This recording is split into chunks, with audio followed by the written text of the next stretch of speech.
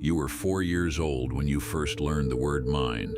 You clutched a toy to your chest, your knuckles white, your face flushed with something that felt like ownership, like power, like if you could just hold tight enough, nothing could ever hurt you. That was the beginning. The moment you started believing that happiness was something you could grip with your fingers. Now you're older. The toys have changed. Now it's a salary, a title, a relationship status, a number on a scale or in a bank account, a version of yourself that exists somewhere in the future, polished and complete, finally free from this gnawing sense that something is missing. You're still clutching, still holding your breath, still waiting for the day when you'll have controlled enough variables, accumulated enough proof that you can finally exhale and feel safe. But that day never comes, does it? The Stoics knew this. 2,000 years ago, in the marble halls of Rome and the dusty streets of Athens, philosophers looked at human suffering and saw the same pattern repeating across every life, every generation.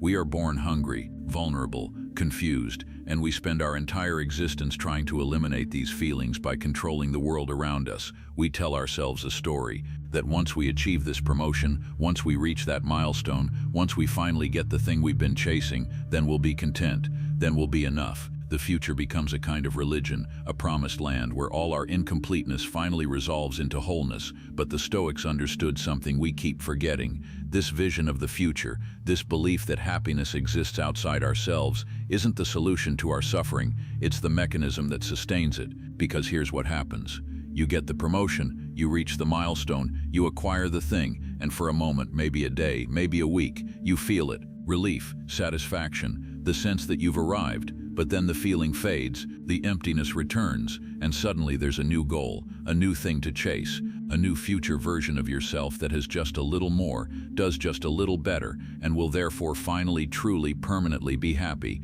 The hunger never ends. It just changes shape. Stoicism offers a different path, not through accumulation, but through understanding. It divides reality into two domains: the external, everything outside your mind which you cannot control, and the internal, your interpretations and reactions which you can. Think about that for a moment. You cannot control whether you get the job, whether the person you love loves you back, whether your body cooperates with your plans, whether the world treats you fairly. You can influence these things, yes, you can work toward them, but control, that's an illusion we cling to because the alternative is terrifying. What you can control is how you think about what happens, how you respond, what you make it mean. This is your dominion, the only territory that truly belongs to you. Marcus Aurelius was the most powerful man in the world, emperor of Rome. He could have anything, do anything, command legions, reshape nations. Yet in his private journals, he wrote something strange. Almost nothing material is needed for a happy life. For he who has understood existence, the man with everything telling us we need almost nothing, that should make us pause, because he understood what we're still learning, that depending on things outside yourself for happiness is a form of self-betrayal. It places your peace in the hands of a world that doesn't care about your preferences, a world that will take and give and change without consulting you first. The Stoics practiced something radical. They would deliberately strip themselves of comfort, sleep on the floor, eat simple food, go without the things they'd grown dependent on, not as punishment, but as proof that they were stronger than their dependencies, that their happiness wasn't hostage to circumstance.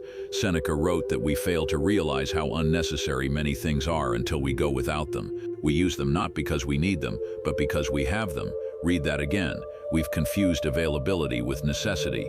We've let our abundance convince us we're fragile, and perhaps we are fragile, but not in the way we think. We're not fragile because we might lose our things. We're fragile because we've built our identity on top of them. We've outsourced our sense of worth to variables we don't control. Time works the same way. We treat it like a resource we're always about to run out of, so we postpone living. We'll be happy when we'll start really living once. We'll appreciate things after. But Seneca reminds us that the dregs of the cask are slight and vile. What remains at the bottom when time runs low is not the best of life. It's what's left over. It is now that we must find time, now that we must find happiness. If we're waiting for a better moment, we've already lost, because the lens through which we view life must be focused now, in this moment, or everything we see from here forward will remain out of focus. This doesn't mean we stop pursuing things. The Stoics weren't advocating for passivity or resignation. Marcus Aurelius ran an empire. empire. Seneca was a statesman. They engaged with the world fully, but they derived their joy from how they engaged, not from what they achieved. The focus was internal. The measure of success wasn't the outcome, but the quality of their effort, their character, their response. Nothing is inherently good or bad, the Stoics taught. Only your judgment makes it so. You lose your job. That's not good or bad. It's a fact. What you make it mean, how you respond, the story you tell yourself about what this says about you or your future, that's where suffering or peace is born. This is almost unbearably difficult to accept, because it means we're responsible, not for what happens to us, but for what we do with what happens to us. We can't blame the world for our unhappiness. We can only examine our reaction to the world. You are a tiny feature of the body of nature. Everything that happens to you is relevant to something beyond you. This isn't nihilism, it's perspective. It's the recognition that you're not the center of the universe, and that reality doesn't owe you fairness or ease or the specific conditions you prefer. So what do? You put your best foot forward. You act with honesty, humility, virtue, and you welcome whatever comes in return, good or bad, with equanimity, with the understanding that your happiness isn't dependent on which one arrives. This is the target.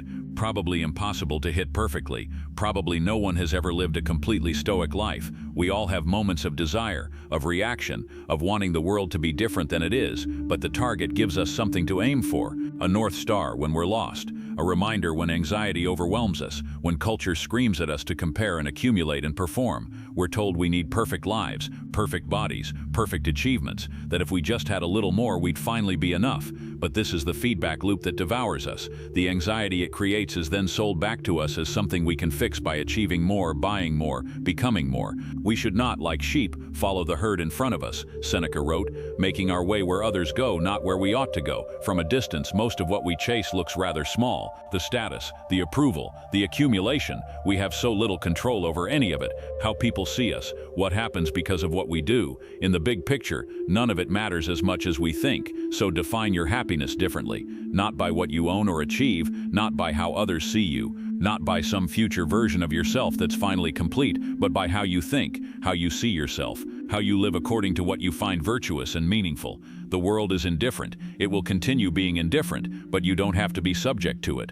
You can meet its indifference with your own deliberate attitude, your own chosen response. You were 4 years old when you learned to hold tight. Maybe it's time to learn to let go, not of effort, not of care, but of the belief that anything outside yourself will ever be enough to fill what's empty inside. That work is yours. It always has been, and it starts now. Not when you're ready, not when conditions are perfect. Now, with this breath, this moment, this choice to stop waiting for happiness and start practicing it. The Stoics are offering you permission to be imperfect, to be enough, to find peace not in what you control, but in accepting what you don't. The question is whether you're ready to accept it.